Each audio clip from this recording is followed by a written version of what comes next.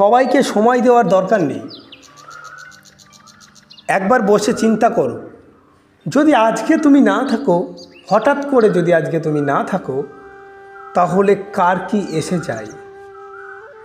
যার কিছু এসে যায় বা যাদের কিছু এসে যায় তাদেরকে তুমি সময় দাও, তাদেরকে তুমি ভালোবাসো, তাদের জন্য তুমি স্যাক্রিফাইস করো। আর যাদের কিচ্ছু এসে যায় না তাদের জন্য সময় দেওয়ার দরকার নেই।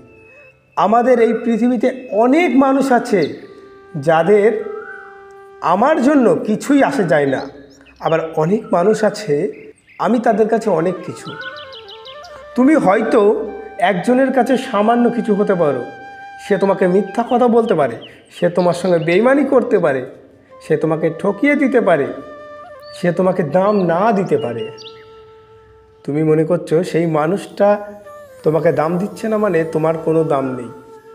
তুমি তোমার পরিবারের কাছে যাও, তোমার মায়ের কাছে যাও, দেখবে তোমার কতটা দাম, তার কাছে তুমি কি। তাই সবাইকে দেখে লাভ নেই, সবাইকে দেখতে গেলে তুমি পারবে না। যাদের কিছু এসে যায় তাদের সঙ্গে থাকো, তাদেরকে ভালোবাসো।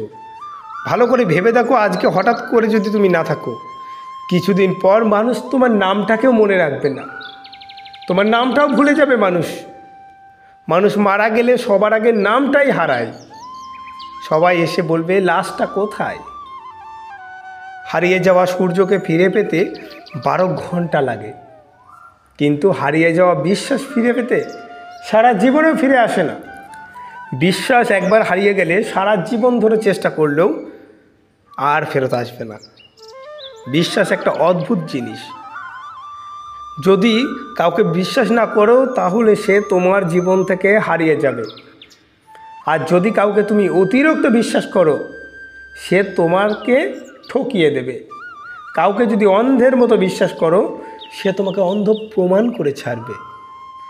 সেই সব মানুষকে কখনোই ভুলে যাবে না যে মানুষগুলো তখন তোমার পাশে ছিল যখন তোমার পাশে কেউ ছিল না। বিপদের সময় তো বন্ধুর পরিচয়। যে তোমার বিপদের দিনে পাশে থাকবে সে তোমার প্রকৃত বন্ধু, সেই তোমার প্রকৃত বন্ধু। তাকে কখনো ত্যাগ করো না। জীবনে শিক্ষিত হওয়ার থেকে টাকা পয়সাওয়ালা হওয়া অনেক জরুরি, কারণ বর্তমানে এই শিক্ষিত মানুষগুলো টাকাওয়ালা মানুষদের কাছে বিক্রি হয়ে যায়। জীবনে ঠিক ততক্ষণই সরল হও যতক্ষণই সরল হলে কেউ ঠকিয়ে যাওয়ার পরেও পায়ের নিচেই মাটিটা সরে না যায়। মানুষ তোমাকে ঠকিয়ে দেওয়ার জন্য বসে আছে, মানুষ তোমাকে নিজেই ফেলে দেওয়ার জন্য বসে আছে। তাই প্রত্যেকটা পা সাবধানে ফেলতে হবে, প্রত্যেকটা পা। একটা মানুষের অহংকার বলে দেয় তার কতটা টাকা আছে, ব্যবহার বলে দেয় তার পরিবার কেমন, সে কোন পরিবার থেকে উঠে এসেছে, কারণ ব্যবহারই বংশের পরিচয়। কথার ধরন বলে দেয় যে মানুষটা কেমন। একটা মানুষের সঙ্গে কথা বললে বুঝতে পারবে সেই মানুষটা কী ধরনের। তর্ক বলে দেয় জ্ঞান কতটা আছে, কারণ যেই নদীর গভীরতা যত বেশি তার বয়ে যাওয়ার স্রোত তত কম। ফাটা কলসি বাজে বেশি, সব সময় দেখবেন। যেই মানুষের জ্ঞান কম সে তর্ক করবে বেশি, সে চেঁচামেচি করে তার মূর্খতাটাকে ঢাকার চেষ্টা করবে। চোখ বলে দেয় কি উদ্দেশ্য, মানুষের উদ্দেশ্য চোখ দেখেই বোঝা যায়। শরীর বলে দেয় কতটা পরিশ্রম করে। হাসি বলে দেয় তার মধ্যে কতটা দুঃখ আছে। তিনটি জিনিসের মূল্য তিনটি শ্রেণীর মানুষ ভালো করে বুঝতে পারে।